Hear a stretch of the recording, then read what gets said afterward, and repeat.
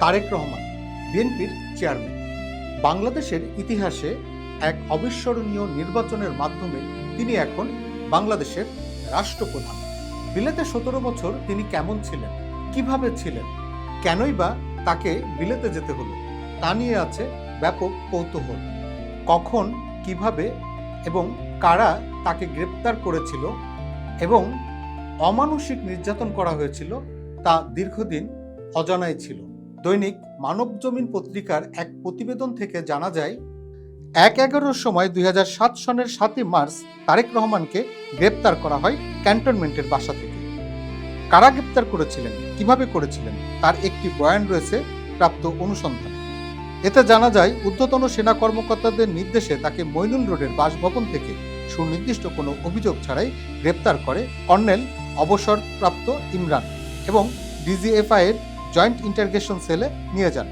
General Moin ও brigadier general ATM আমিনের উপস্থিতিতে army হেডকোয়ার্টারে Tarique রহমানকে গ্রেপ্তারের এই সিদ্ধান্ত নেওয়া হয়। মেজর ইমরানের দেওয়া তথ্য অনুযায়ী একজন রানার ও একজন ড্রাইভার নিয়ে তিনি মইনুল হোসেন রোডস্থ বেগম খালেদা জিয়ার বাসভবনে উপস্থিত হন। এ সময় বাসভবনের চারপাশে আইন শৃঙ্খলা বাহিনীর কড়া উপস্থিতি ছিল। মেজর ইমরান বাসভবনের মেইন গেট দিয়ে প্রবেশ করে বাড়ির ভেতরে নিজ গাড়িতেই অবস্থান নেন। আনুমানিক 3 ঘন্টা অপেক্ষা করার পর তারেক রহমান বের হলে মেজর ইমরান তাকে নিয়ে গাড়িতে ওঠেন, নিয়ে যান নির্ধারিত গন্তব্যে। কিছুদূর এগিয়ে যাওয়ার পর মেজর ইমরানের সঙ্গে থাকা রানার তারেক রহমানের মুখ কালো কাপড় দিয়ে ঢেকে দেন। এ সময় তারেক রহমান জানালা খোলার অনুরোধ করেন, কিন্তু নিরাপত্তার কারণ দেখিয়ে মেজর ইমরান তা নাকচ করে দেন। এরপর সিটিআইবির দায়িত্বপ্রাপ্ত কর্মকর্তারা তারেক রহমানকে জিজ্ঞাসাবাদ শুরু করেন। সিটিআইবির তৎকালীন ভারপ্রাপ্ত কর্নেল জিএস লেফটেন্যান্ট কর্নেল অবসরপ্রাপ্ত সাইফুল ইসলাম জোয়াদ্দার সেখানে উপস্থিত ছিলেন। তার নির্দেশেই অন্য কর্মকর্তারা বিচ্ছিরি ভাষায় তারেক রহমানকে গালিগালাজ করেন। জেআইসিতেই তারেক রহমানকে 3-4 দিন রাখা হয়। সেখানে তাকে ঘন্টার পর ঘন্টা চোখ বেঁধে রাখা হতো, হাত বাঁধা অবস্থায় ঝুলিয়ে নির্যাতন করা হয়। দীর্ঘ সময় একটানা তার উপরে শারীরিক নির্যাতন চালানো হয়, যা ছিল অমানবিক ও বর্বরোচিত। তারেক রহমানকে 2 বার জেআইসিতে আনা হয়। 2007 সালের ডিসেম্বর মাসে টানা কয়েকদিন জেআইসিতে তাকে জিজ্ঞাসাবাদ করা হয়। অবসরপ্রাপ্ত কর্নেল আব্দুর রব খান তার জবানবন্দিতে উল্লেখ করেছেন, লেফটেন্যান্ট কর্নেল অবসরপ্রাপ্ত সাইফুল ইসলাম জোয়াদ্দারের নির্দেশে তারেক রহমানের কাছ থেকে একটি জোরপূর্বক স্বীকারোক্তিমূলক জবানবন্দি রেকর্ড করা হয়। যে জবানবন্দিতে তারেক রহমান তার ভুলের জন্য জাতির কাছে ক্ষমা চান বলে দাবি করা হয়। ওই সময় কারা কারা সেখানে উপস্থিত ছিলেন সেই তথ্য বেরিয়ে এসেছে সাম্প্রতিক এক অনুসন্ধান। 4 জন পদস্থ সেনা কর্মকর্তা সারাক্ষণ উপস্থিত থেকে এই জবানবন্দি আদায় করেন। এর মধ্যে ছিলেন লেফটেন্যান্ট কর্নেল অবসরপ্রাপ্ত সাইফুল ইসলাম জোয়াদ্দার, লেফটেন্যান্ট কর্নেল অবসরপ্রাপ্ত আব্দুর রব খান, লেফটেন্যান্ট কর্নেল অবসরপ্রাপ্ত জাহিদ হোসেন ও মেজর অবসরপ্রাপ্ত মনির। নির্যাতন চালিয়ে তারেক রহমানকে অনেকটা পঙ্গু করে ফেলা হয়। স্বাভাবিকভাবেও তিনি হাঁটা চলাচল করতে পারতেন না। তার উপরে নির্যাতনের একটি কাহিনী অনুসন্ধানী রিপোর্টে সন্নিবেশ করা হয়েছে।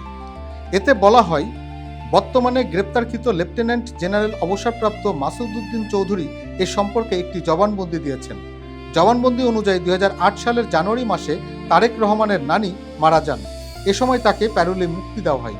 সে সময় জেনারেল মাসুদ উদ্দিন চৌধুরী প্রত্যক্ষ করেন তারেক রহমান খুঁড়িয়ে খুঁড়িয়ে হাঁটছেন। তখন তিনি জানার চেষ্টা করেন কিভাবে তার উপরে নির্যাতন চালানো হয়েছে। পারিবারিক যোগাযোগের মাধ্যমে জানতে পারেন ডিজিএফআই এর অফিসারেরা তার উপরে অমানসিক শারীরিক নির্যাতন চালিয়েছেন।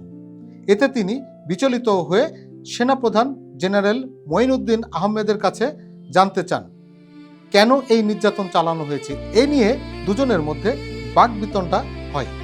জেনারেল মাসুদ তার জবানবন্দিতে তিনি আরও বলেন, এই ঘটনাকে কেন্দ্র করে সেনাপ্রধান মঈন আহমেদের সঙ্গে তার অনেক দূরত্ব তৈরি হয়। নির্যাতনের সময় তারেক রহমানকে কিভাবে রাখা হয়েছিল তার একটা বর্ণনা পাওয়া গেছে। লেফটেন্যান্ট কর্নেল অবসরপ্রাপ্ত আব্দুর রব খান জিজ্ঞাসাবাদে স্বীকার করেছেন, জেনারেল অবসরপ্রাপ্ত এটিএম আমিনের নির্দেশে এই নির্যাতন চালানো হয়। তার নির্দেশেই তারেক রহমানকে সিলিংয়ের সঙ্গে ঝুলিয়ে রাখা হয়। ওয়ারেন্ট অফিসার ফজলু জিজ্ঞাসাবাদে বলেছে, ব্রিগেডিয়ার আমিন তাদেরকে বলেছেন পরবর্তী নির্দেশ না দেওয়া পর্যন্ত ঝুলন্তই থাকবে। এক পর্যায়ে সিলিং থেকে তারেক রহমান পড়ে যান এবং মাজায় প্রচণ্ড আঘাতপ্রাপ্ত হন।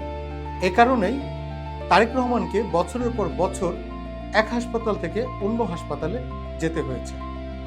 এসব ঘটনায় 7 পদস্থ সেনা কর্মকর্তার উপস্থিতি নিশ্চিত হয়েছে অনুসন্ধানে।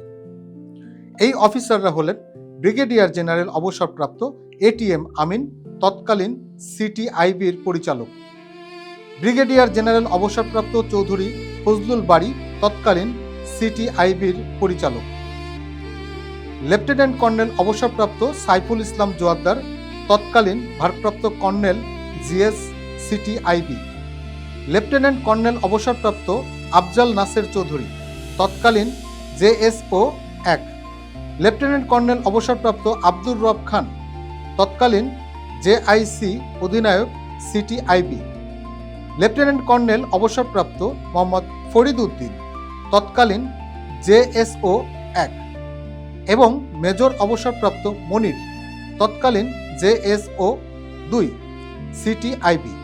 জিজ্ঞাসাবাদে মাসুদ উদ্দিন চৌধুরী দাবি করেন, তারেক রহমানের ওপরে নির্যাতনে তিনি সম্পৃক্ত নন।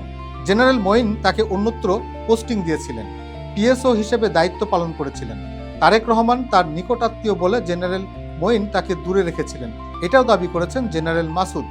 তারেক রহমানের সঙ্গে জেনারেল মাসুদের কেন দূরত্ব তৈরি হয়েছিল তার বর্ণনাও দিয়েছেন জিজ্ঞাসাবাদে। বলেছেন, অপারেশন ক্লিন হার্টকে কেন্দ্র করেই এই দূরত্ব তৈরি হয়। উল্লেখ্য, 2008 সালের 11 সেপ্টেম্বর তারেক রহমানকে বলপূর্বক দেশ ত্যাগে বাধ্য করা হয়। এর আগে একটি অঙ্গীকারপত্র সই করিয়ে নেওয়া হয়। Desk report, infinity Bangla.